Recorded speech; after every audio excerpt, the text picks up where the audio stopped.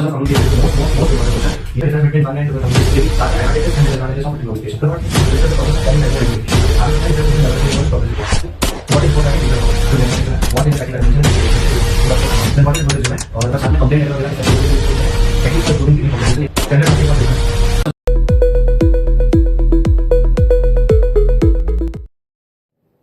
Everyone, कैसे हैं आप सब।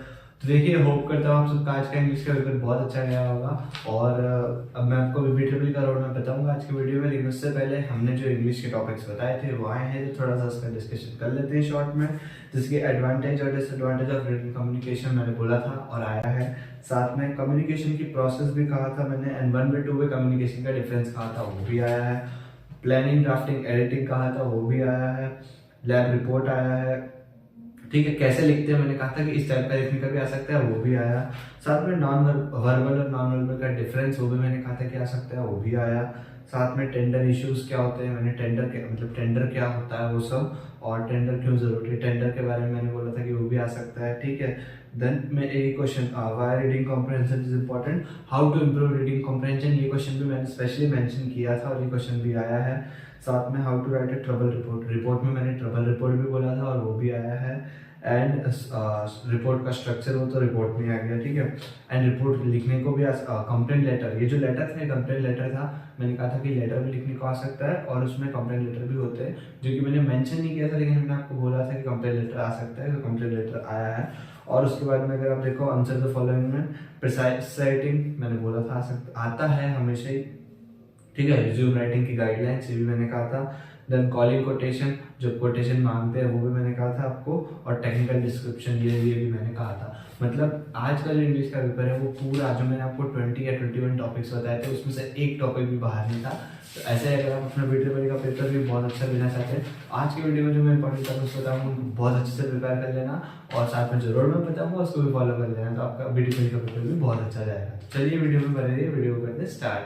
चलो, तो मैं आपको एक करके इंपॉर्टेंट टॉपिक्स बताते जाता हूँ। फर्स्ट यूनिट से स्टार्ट करते हैं। फर्स्ट यूनिट का सबसे पहला टॉपिक है ओम्स लॉ, केवील और केसीएल। ठीक है, अब ओम्स लॉ, केवील, केसीएल की जो है डेफिनेशन आती है इनके, मतलब सॉरी, डेफिनेशन जो है कभी कभार आती है, और न्यूमेरिकल डायरेक्टली ओम्स लॉ का कभी नहीं आया है। केवील केसीएल का न्यूमेरिकल एक आधी बार आया, सिंगल, मतलब सिर्फ केवील केसीएल का।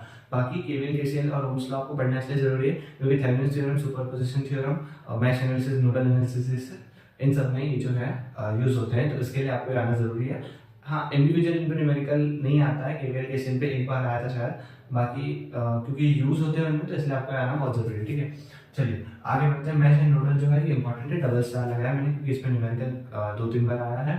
वैसे फर्स्ट यूनिट से न्यूमेरिकल आता ही है, किसी भी एक में आ जाएगा, तो मैश एंड नोडल में से किसी एक का आएगा। ठीक है, देन थेवेनिन्स थ्योरम, इसका भी डबल स्टार है, इसका भी न्यूमेरिकल आ सकता है, इसलिए इसका भी डबल स्टार लगा है, इसका भी न्यूमेरिकल काफी टाइम देखने मिला है, इसको भी अच्छे से प्रिपेयर करना है। देखो, डिफाइन करने को कभी कभी आ सकता है कि डिफाइन करो, और ऐसा बोल देगा पहले कि डिफाइन करो थेवेनिन्स थ्योरम, उसके बाद जो आपको दिया होगा सर्किट उसको सॉल्व करो। ठीक है, ऐसा क्वेश्चन भी आ सकता है, तो उसके लिए प्रिपेयर करना, हमें क्या पता आज भी कुछ भी कर दे। ठीक है, देन सुपरपोजिशन थ्योरम, सो ये मोस्ट इंपॉर्टेंट है, इसमें ट्रिपल स्टार लगा है क्योंकि इसका क्वेश्चन काफी बार देखने मिला है, 3 से 4 बार इसका क्वेश्चन देखने मिला है, तो इसको अच्छे से प्रिपेयर करना। ठीक है, चलो, सोर्सेस में डिपेंडेंट और इंडिपेंडेंट, ये क्वेश्चन जैसे जो हमारा 8th वाला क्वेश्चन होता है वो शॉर्ट नोट होता है, तो उसमें हमें एनी फोर, मतलब 4 में से एनी 2 करने होते हैं।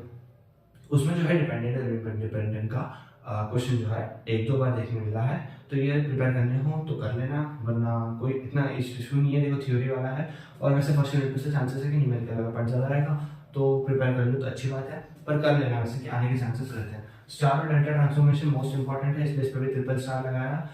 स्टार और डेल्टा की जो डेरिवेशन है, वो डेरिवेशन जो है काफ़ी बार पूछी गई है कि स्टार से डेल्टा में ट्रांसफॉर्म करो, या तो आपको दे देगा सर्किट ट्रांसफॉर्म करने के लिए, फॉर्मूलेज पूछ लेगा, या फिर आपको उसकी डेरिवेशन करने के लिए बोलेगा, तो आपको वो आनी चाहिए। ठीक है, देन स्टार टू डेल्टा है, डेल्टा टू स्टार, दोनों में से कुछ भी आ सकता है, उल्टा करके भी दे सकता है। तो फर्स्ट यूनिट के बस ये कुछ इंपॉर्टेंट टॉपिक्स थे ना, हम यूनिट 2 की तरफ बढ़ते हैं। यूनिट 2 वैसे फर्स्ट यूनिट में टॉपिक्स ही गिने चुने हैं, तो मैं सजेस्ट करूँगा कि पूरे प्रिपेयर कर लो, और पूरे नहीं भी करते तो जो बोर्ड पे लिखे हैं वो प्रिपेयर कर लेना, क्योंकि पेपर तो इसमें से आएगा। ठीक है, चलो आगे बढ़ते हैं। सेकंड यूनिट में एसी वेव टर्म्स जो है उसमें सबसे डबल स्टार लगा है, इंपॉर्टेंट ही है। इसमें सबसे पहले जैसे मैंने सारी वेव टर्म्स के नहीं लिखे कौन कौन सी होती है, कुछ कुछ एग्जांपल लिखे। वेव टर्म्स मतलब जो हम एसी की जो वेव का ग्राफ बनाते हैं, ठीक है, जिसको वेव ग्राफ बोलते हैं, तो उसमें जो भी टर्म्स यूज होती है, amplitude, frequency, time period, peak factor, form factor, ठीक है, ये जो भी सब फेज, ठीक है, ये जो भी सब यूज होता है, ये सारी टर्म्स जो है इनकी डेफिनेशन जो है, या तो देखो 6-7 टर्म्स दे देगा आपको एक साथ और बोलेगा कि इन सबको डिफाइन करो, एक ही क्वेश्चन में आ जाएगा 7 मार्क्स में। या फिर एंड में जो शॉर्ट नोट वाला क्वेश्चन होता है उसमें आपको इनमें से कोई 2 या 3 टर्म दे देगा और बोलेगा कि इनकी शॉर्ट नोट लिखो, इनको डिफाइन करो, ठीक है, उस टाइप से। तो ये जो है एक तरह से थ्योरी बेसिस पे ये वाली जो ये वाला क्वेश्चन है इस चैप्टर का, ये आता है। तो इनके डेफिनेशन अच्छे से प्रिपेयर कर लेना, ठीक है। उसके बाद चलो आगे बढ़ते हैं फटाफट। डेरिवेशन ऑफ आरएलसी, इम्पीडेंस और आरएमएस के जो फॉर्मूले होते हैं। आरएलसी सर्किट की जो impedance, power, RMS value, peak value, ठीक है, ये सब होती है। इनके जो फॉर्मूलेस की जो डेरिवेशन होती है वो काफी बार तो नहीं, 1-2 बार देखने को मिली है पेपर में, ठीक है, कि डिराइव करो और डिराइव करके उन फॉर्मूलेस को लेके आओ। ये एक बार देखने को मिला है, एक या 2 बार देखने को मिला है, तो इसको अच्छे से प्रिपेयर कर लेना। और ठीक है, उसके बाद में न्यूमेरिकल और आरएलसी सर्किट, ये मोस्ट इंपॉर्टेंट है, इसमें ट्रिपल स्टार है। आरएलसी सर्किट का न्यूमेरिकल जो है काफी बार देखने मिला है और आता ही आता है। देखो इस यूनिट में से या तो आरएलसी का न्यूमेरिकल आएगा या 3 फेज स्टार और डेल्टा का न्यूमेरिकल आएगा। तो इस यूनिट में से एक न्यूमेरिकल तो आना, कभी कभी होता है कि दोनों का न्यूमेरिकल आ जाए, तो इस यूनिट को अच्छे से प्रिपेयर करना, यूनिट को भी और स्पेसिफिकली 3 फेज स्टार डेल्टा के न्यूमेरिकल को और आरएलसी के न्यूमेरिकल को। Then relation between line and phase quantities of 3 phase star and delta, ये भी डबल स्टार है, ये भी इंपॉर्टेंट है, 2-3 बार ये भी आया है कि जो है स्टार और डेल्टा, 3 फेज स्टार डेल्टा जो है उनकी लाइन और फेज क्वांटिटीज के बीच में रिलेशन बताओ, ठीक है, रिलेशन बताओ या डिराइव करो जो डेरिवेशन है। तो वो क्वेश्चन जो है आपको आता है, उसको वैसे से प्रिपेयर करना डेरिवेशन वाला। वैसे तो न्यूमेरिकल के चांसेस है कि न्यूमेरिकल आएगा, बाकी आरजीपी भी गॉड नोस क्या कर दे, ठीक है। तो numerical of 3 phase star delta most important है। देखो ये भी ट्रिपल स्टार है और वो आरएलसी का न्यूमेरिकल भी ट्रिपल स्टार है, क्योंकि इन दोनों में से एक न्यूमेरिकल तो आना ही आना है, या तो 3 फेज स्टार डेल्टा का आएगा या आरएलसी का आएगा। इस यूनिट में से एक न्यूमेरिकल तो पक्का है, तो उसको प्रिपेयर अच्छे से कर लेना। उसके बाद में पावर ट्रायंगल। पावर ट्रायंगल मतलब वो वाला ट्रायंगल जिसमें आपकी जो 3 तरह की पावर होती है, अपेरेंट पावर, ठीक है, apparent power, reactive power, active power, ये तो तीनों पावर्स होती है, इनका एक ट्रायंगल बनता है। फिर आप उनकी डेरिवेशन मतलब लिखते हो, फॉर्मूलेस लिखते हो, डेफिनेशंस लिखते हो, फिर वो ट्रायंगल बनाते हो, पावर ट्रायंगल का कॉन्सेप्ट पता है। तो उसको भी अच्छे से प्रिपेयर कर लेना, उसको भी पेपर में आ सकता है, 1-2 बार देखने को मिला है, इस बार भी आ सकता है। और बाकी बस यही था इन दोनों यूनिट के ऊपर, इन दोनों यूनिट को अच्छे से प्रिपेयर करना। इन दोनों यूनिट का वेटेज काफी अच्छा है, जो टॉपिक्स लिखे हैं अगर ये सब प्रिपेयर कर लेते हो तो काफी अच्छा स्कोर कर लोगे। बाकी वेटेज तो मैं आपको आगे बताऊंगा वीडियो में, और अगर 3rd, 4th और 5th यूनिट के भी इंपॉर्टेंट टॉपिक बता रहा हूँ तब वीडियो में बने रहो। ओके, तब हम यूनिट 3 के इंपॉर्टेंट टॉपिक्स के ऊपर बढ़ते हैं। Similarities between electric and magnetic circuit, ये क्वेश्चन 1-2 बार देखने मिला है, इंपॉर्टेंट हो जाता है, इसको प्रिपेयर करो तो ठीक, नहीं तो वैसे तो कर लेना प्रिपेयर, ठीक है। सिमिलरिटीज, एनालॉगस मतलब एनालॉजी बतानी है आपको कि मतलब जैसे कि देखो अपना इलेक्ट्रिक सर्किट में क्या होता है, रेजिस्टेंस, मैग्नेटिक सर्किट में होता है रिलक्टेंस। इलेक्ट्रिक सर्किट में अपना कंडक्टेंस होता है, मैग्नेटिक सर्किट में परमिएबिलिटी होता है, इस तरीके से परमिएंस होता है। इस तरीके से आपको जो है उन दोनों की सिमिलरिटी एनालॉजी बतानी है कि इसमें ये होता है तो उसमें वो होता है, ठीक है, इस टाइप की चीजें तो प्रिपेयर कर लेना, अच्छा टॉपिक है। फिर उसके बाद मैग्नेटिक सर्किट टर्म्स। अब मैग्नेटिक सर्किट टर्म्स क्या होती है, तो मैं थोड़ा शॉर्ट में बता रहा हूँ। मैग्नेटिक सर्किट टर्म मैंने यहाँ पे सारे नहीं लिखी है, कुछ लिखे, शायद 10-11 कुछ होती है, ठीक है। Magnetisation, magnetic flux density, magnetic field, reluctance, permeance, permeability, ये सब जो है मैग्नेटिक सर्किट टर्म्स होती है। इनकी डेफिनेशन जैसे कि मैं आपको लास्ट वाले में बताया, उसमें इससे पहले वाले में आरएलसी सर्किट के जो टर्म्स बताए थे, जो कि शॉर्ट नोट में पीछे जो 8th वाला क्वेश्चन था उसमें शॉर्ट नोट में आ जाते हैं, ये भी ऐसे आते हैं। और इन पे भी ऐसे पर्टिकुलर क्वेश्चन भी आ जाता है कि मतलब जो शुरू के क्वेश्चन होते हैं उनमें 7 मार्क्स में, कि इनमें से टर्म्स देंगे एंड आपको उनकी डेफिनेशन लिखनी है, डिफाइन करना है, ठीक है। तो इसके लिए भी इसको प्रिपेयर कर लेना अच्छे से। देन मैग्नेटाइजेशन कैरेक्टरिस्टिक्स, ये क्वेश्चन काफी इंपॉर्टेंट है और ट्रिपल स्टार लगाया मैंने, इस पर काफी बार क्वेश्चन देखने को मिला है, तो इसको अच्छे से प्रिपेयर कर लेना, मैग्नेटाइजेशन कैरेक्टरिस्टिक वाला। और हाँ, यहाँ पे हिस्टैरिसीस लूप मैंने लिखना रह गया है, ये उसी से रिलेटेड है। तो हिस्टैरिसीस लूप जो है वो क्वेश्चन भी काफी इंपॉर्टेंट हो जाता है, उसका कॉन्सेप्ट इसमें यूज होता है। तो हिस्टैरिसीस लूप को जो है अच्छे से प्रिपेयर करना। और उसके बाद में लॉज ऑफ ईएमएफ मतलब इलेक्ट्रोमैग्नेटिक इंडक्शन, तो ये क्वेश्चन भी डबल स्टार लगाया मैंने, काफी बार पूछा जाता है। इलेक्ट्रोमैग्नेटिक इंडक्शन के लॉज जो है, जो Faraday's laws of electromagnetic induction, वो पूछे जाते हैं, ठीक है। Then transformer working principle and construction, double star है, इंपॉर्टेंट है, ट्रांसफार्मर का कंस्ट्रक्शन, वर्किंग का प्रिंसिपल पूछा जाता है, ठीक है।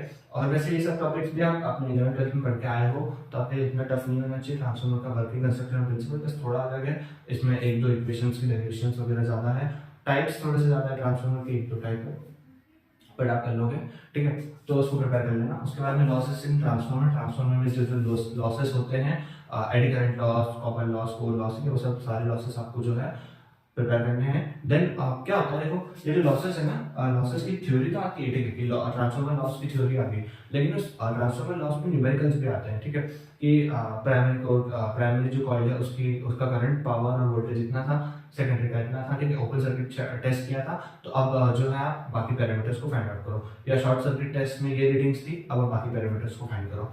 तो उसके लिए न्यूमेरिकल को भी अच्छे से प्रिपेयर करना है, ठीक है।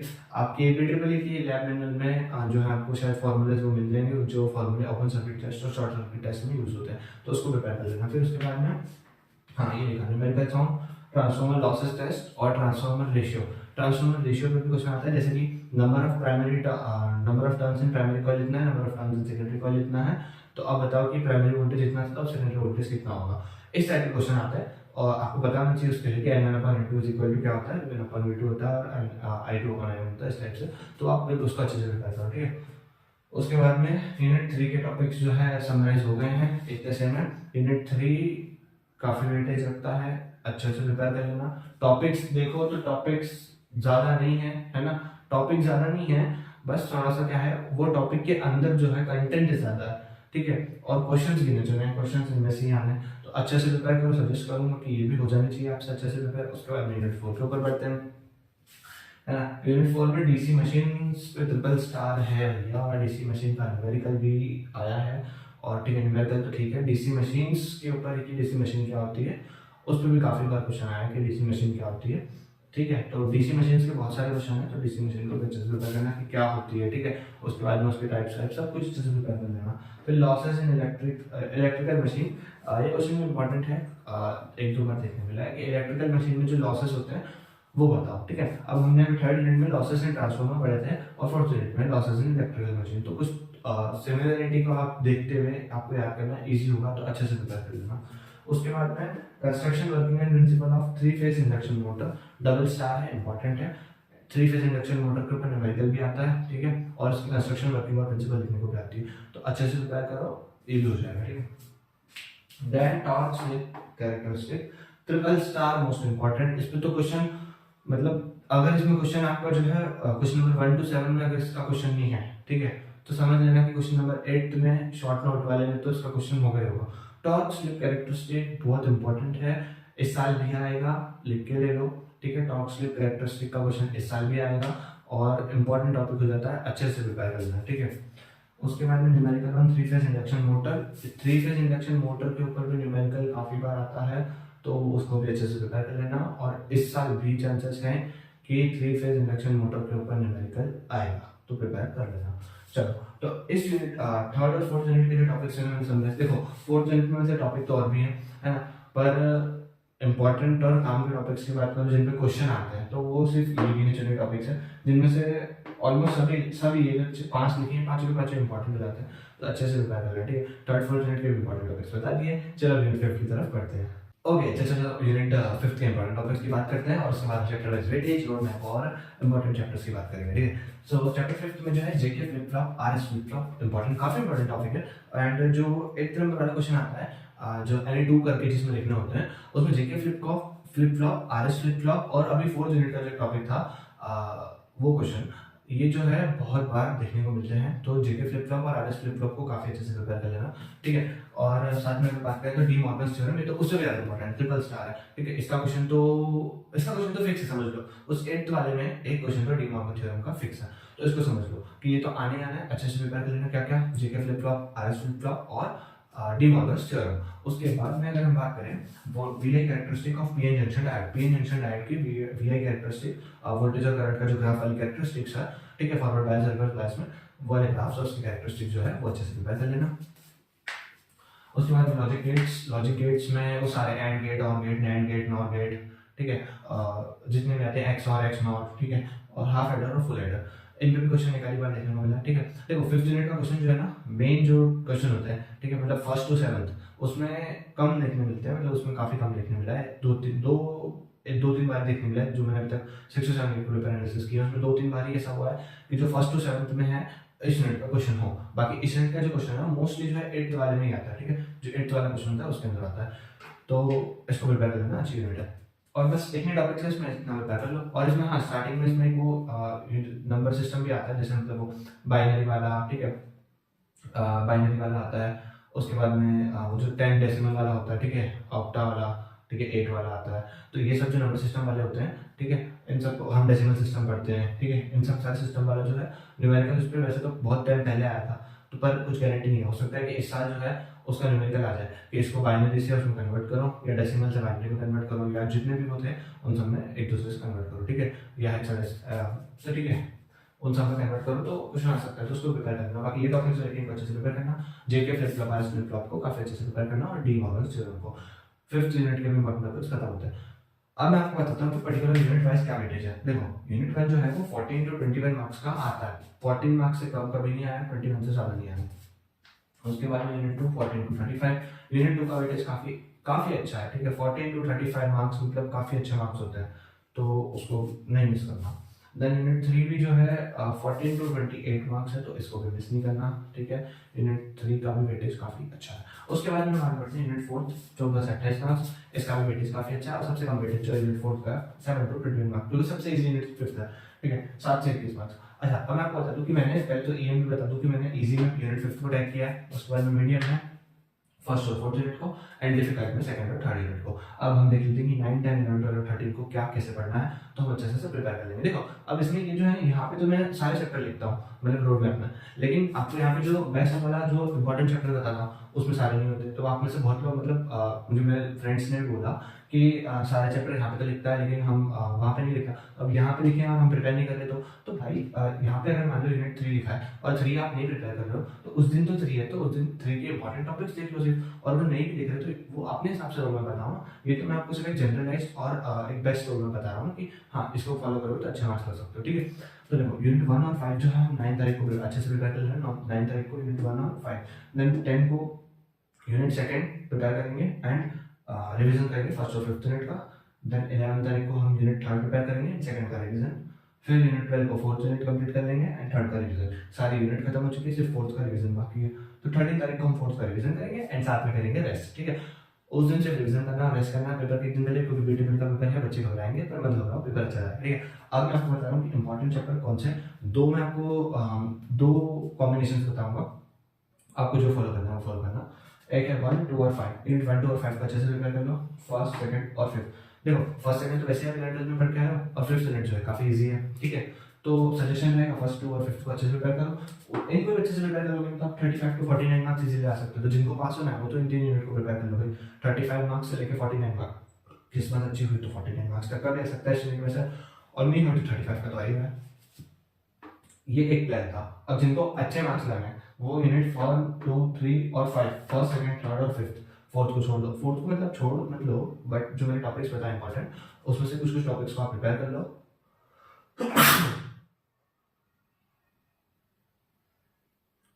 फोर्थ में से कुछ कुछ टॉपिक को आप प्रिपेयर कर लो, और अगर नहीं भी कर रहे हो कोई बात नहीं, पूरी भी छोड़ रहे हो तो भी अगर आप सिर्फ फर्स्ट सेकंड थर्ड और फिफ्थ को प्रिपेयर कर रहे हो तो भी आप 42 to 63 मार्क्स स्कोर कर सकते हो। काफी अच्छा मार्क वेटेज होता है 42 से लेकर 63। एंड अगर आप यूनिट फोर्थ के कुछ इंपॉर्टेंट टॉपिक्स को